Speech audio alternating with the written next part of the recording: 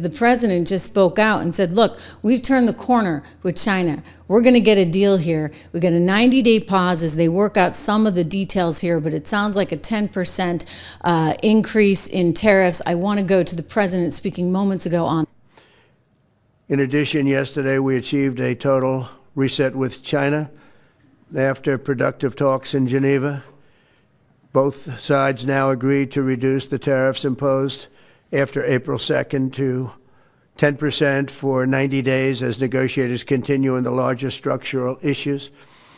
And I want to tell you that a couple of things. First of all, that doesn't include the tariffs that are already on, that are our tariffs, and it doesn't include tariffs on cars, steel, aluminum, things such as that, or tariffs that may be imposed on pharmaceuticals, because we want to bring the pharmaceutical businesses back to the United States, and they're already starting to come back now based on tariffs. Wow. Okay. So lots of good news. Unc Andy, thank you for the generosity. Much appreciated. I had the nicest viewers here. Anyway, it's not just Donald Trump who's saying that. You're also hearing now from Scott Bessent, who went over there and really kind of, I mean, he's just revived everything. Remember, after Liberation Day, there was a lot of hand wringing. Well, now Scott Bessent comes in, and I'm looking at some video feed being fed from Bloomberg right now, and he's saying the Chinese delegation basically told us that once Biden came into office, they just ignored their obligations. Are you kidding me? So like Biden didn't enforce anything, they ignored it. This is a rather remarkable thing that Scott is saying. Let's listen quickly. In addition, yesterday we achieved a total reset with China after productive talks in Geneva. What has to happen is it has to be fair for the American people. But in January 2020, President Trump produced a template. We had an excellent trade agreement with China, and the Biden administration chose not to enforce it. The Chinese delegation basically told us that once President Biden came into office, they just ignored their obligations.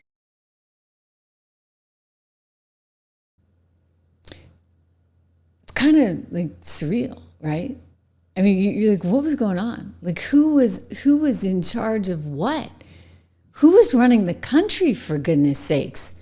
I mean, this is what's going to come out now. There's a big media cover-up that's going to be exposed. It's definitely going to be exposed. Scott Jennings, who's like the only Republican on CNN, so we give him lots of props for going on that channel, which nobody watches, but maybe they need to like replicate a few more Scotts and they might be in a better situation. He went on and he was making the point that there are going to be a lot of people in the Democrat establishment and in the media that are going to get exposed over this. Let's take a listen. Watching him on The View today and watching some of the interviews he did over. Thank you for your viewership. Yeah, I saw it. It's rare for me, but I did watch it. You like Anna. That's what it is. I will just say, watching him over the last few days reminded me that a whole bunch of people were telling us with a straight face that this man was capable of serving another 4 years as president. And that these appearances, coupled with what I understand is going to be the equivalent of a nuclear bomb dropped on the Democratic Party when Jake Tapper and Alex Thompson's book come out next week. I don't know that the Democrats have fully internalized what's about to happen to them. Between what he looks like today and what they're about to report, get ready. I am not sure that Joe. You just said that you said that he told Kamala Harris that she could not have any distance from him. It's been reported. He told. It doesn't her matter what he blank. was. He told her point blank, no daylight, kid. No daylight. Because reporting can never be wrong. Are you attacking the journalism around it? You think reporting can never be wrong? If you come in and you come on here and you attack reporting every night. I do not. We actually asked him the question There's critical directly. reporting about this guy, and he told her point blank, no daylight. We asked him directly today. Right. Did you tell her that? You think he's ever told a lie? I don't think he tells many lies. Stagnant decline, I can tell you that much. I don't think he tells many lies. I don't think he's done a. Come on. Wait. No, you know why you don't get to laugh like that? Because you support a guy who lies every freaking day and lies continuously. You support a guy who cannot acknowledge that he lost the 2020 election and that lies about it. Yeah. I have no idea what's in Jake Have you read it? Have you read it? Guys, we gotta go. Thank you very much. Okay. We'll be right back. Well, that kind of became unhinged really fast. So here's the thing. Scott's right. The media did lie. Anna's wrong. Like she's actually part of the cover-up, right? The View is a big part of the cover-up. So is MSNBC, so is CNN. And you know, the irony of this is he's saying, oh, you know, when Jake Tapper's book comes out this week, and I'm like, Jake Tapper and Alex Thompson. I'm sorry, Jake Tapper was one of the biggest proponents of the lie. Okay, and now Jake Tapper is so gross enough that he is going to try to make a buck off of the very lies by telling you a whole bunch more lies. And you know what? I got the tape, so I'm going to just show you. Remember when he went after Lara Trump pretty spectacularly, accusing her of being really mean and, you know, what do you say to kids that stutter all over the country because you're trying to say that Joe Biden just stutters, or rather, Joe Biden has some kind of mental decline when he just has a stutter. No. This was so much more than a stutter. And you know what? Jake Tapper, you are a schmuck for trying to make a buck after the fact, after you did this. Crummy people, I'll tell you. Every time he comes on stage or they turn to him, I'm like, Joe, can you get it out? Let's get the words out, Joe. You kind of feel bad for him. How do you think it makes little kids with stutters feel when they see you make a comment like that? First and foremost, I had no idea that Joe Biden ever suffered from a stutter. I think what we see on stage with Joe Biden, Jake, is very clearly a cognitive decline. Okay. That's what I'm referring to. It makes me uncomfortable. You have to watch somebody on stage that's so amazing. It's so amazing to me that try and figure out an answer. A cognitive decline. Well, when you're trying to tell me that what I was suggesting was I think that you were mocking his stutter. Yeah, I think you were mocking his stutter, and I think you have absolutely no standing to diagnose somebody's cognitive decline. I would think that somebody in the Trump family would be more sensitive to people who do not have medical licenses diagnosing politicians from afar. Plenty of people have diagnosed your father from afar, and I'm sure it offends you. Your father-in-law from afar. I'm sure it offends you. You don't have any standing to say. I'm not diagnosing him. What I'm saying, Jake, you just talked is about that a cognitive decline. That Joe Biden I have one last struggling question for you, Laura. You can't times on stage, and it's very concerning to a lot of people that this could be the leader of the free world. Okay. That is all I'm saying. I genuinely feel sorry for Joe Biden. I appreciate it. I'm sure. Yeah. What a dirtbag is right. Remember this particular video? Actually, I gotta say, what a dirtbag is right. I'm just looking at your comments here in real time. This is the video where I really just developed a love for Georgia Maloney.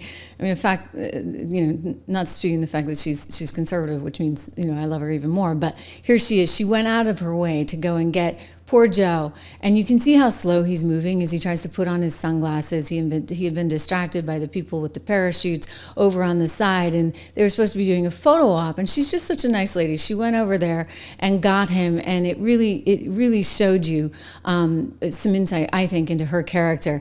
Peace of my mind writing, journalism is just dead. That's what this shows you. It's so gross. I mean, the guy who sat there and fought with Lara Trump over her saying it didn't seem like Joe was in the best of health is now putting out a book about how the media totally tried to cover this up, but he covered it up. Like he was one of the chief engineers of that. And then he's so proud of the fact that once the debate came around and we could see that Joe Biden was in really, really bad shape and it was broadcast live and nobody could do anything more about it, that's when he decided to fire off, I guess, when his buddy George Clooney and David Plouffe and David Axelrod and Barack Obama all got together and they said, okay, now we got to take him down. Listen, guys, I'm telling you, you weren't going to win with him. You weren't going to win with Kamala. And you weren't going to win because you had lousy policies.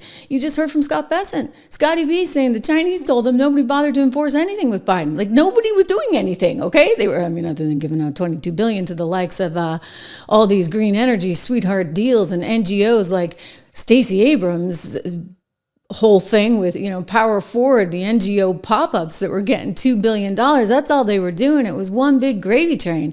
And now the chickens are coming home to roost. So sure, okay, the media is going to get exposed and it should be exposed. I don't like the idea that Jake Tapper thinks he's doing the expose because he's the one that needs to be exposed. Hypocrisy, right? Anyway, here's Rachel Maddow's replacement, who's just sinking fast. If you thought Rachel was bad, check out this chick, Peppermint Patty. You've never seen such bad numbers. I hadn't seen him in person during that period of time. I never saw that person, not a single time. And I was in the Oval Office every day that was on that debate stage.